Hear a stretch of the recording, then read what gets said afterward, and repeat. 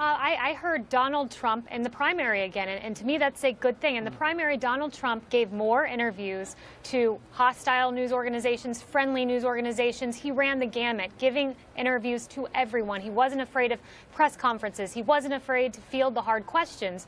And I loved that about, at that time, candidate Trump, that he was open and willing to address anything. And I think it was brilliant of him today to come in and say, get me in front of that microphone, let me answer about this Flynn controversy. I think he received some blowback yesterday when he only fielded questions from friendly reporters. And today, to have this stark contrast, to have the President Trump, who I know was transparent during the primary and open, to have that President Trump back, I think is a winning strategy going forward. I love hearing your opinion, but I just have to push you on this one teeny tiny thing, which is when he came out initially and said, I've had the biggest electoral win since Ronald Reagan, which is false. And guys, throw the graphic up again, and you can see the Clinton, Obama, and H.W. Bush all surpassed his numbers. And so when he was pressed later by Peter Alexander over at NBC, he was essentially like, Mr. President, how can the public trust you when you're giving the public bad, wrong, erroneous information? How would you answer that, Kayleigh?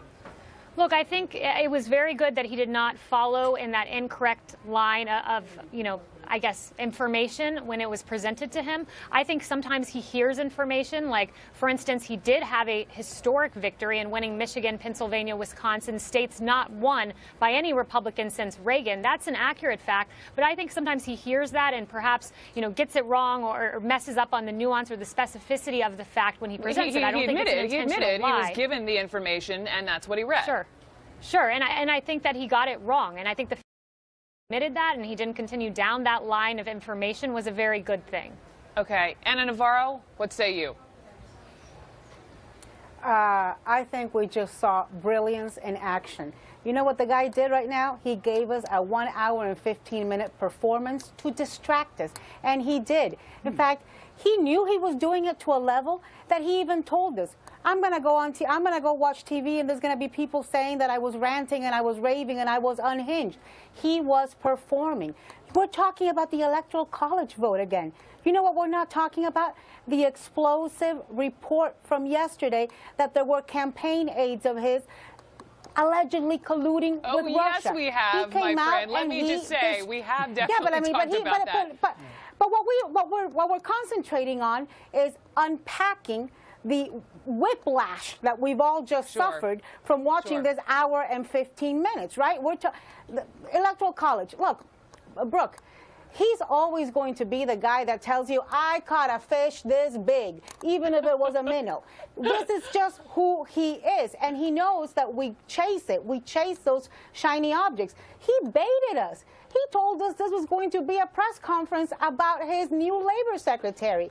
Who?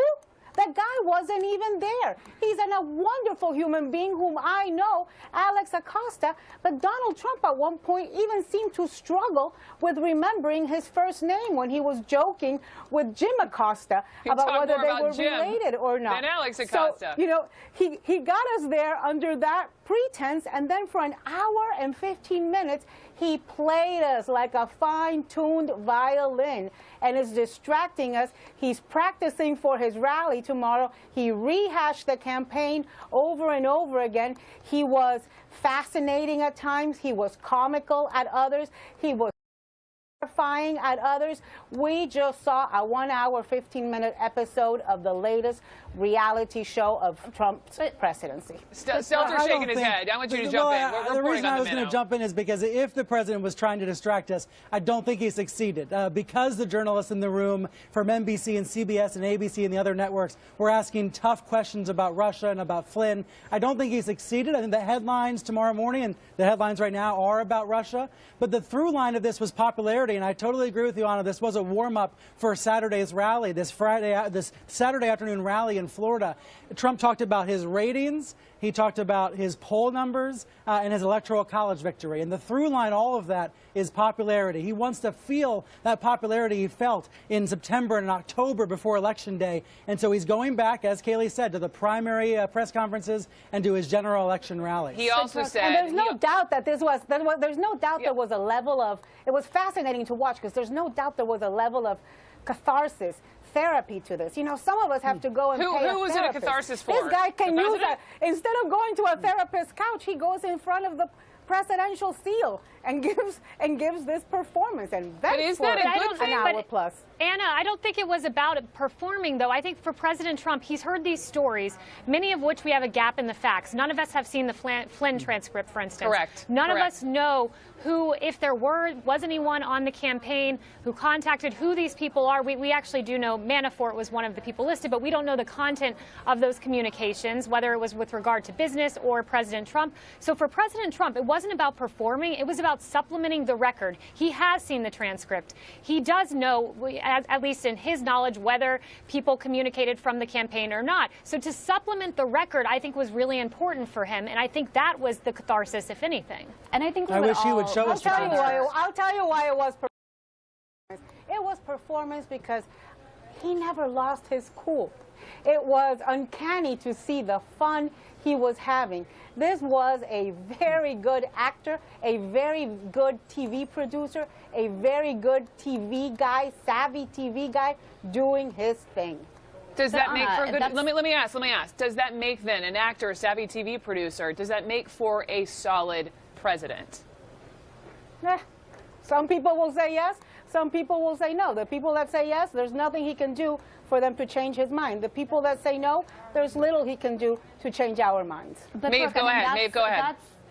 That's the president that the American people elected. And to Kaylee's point, I mean, I would much rather have him up there answering the questions that he did today and at least giving us a window into his thinking on all of these issues.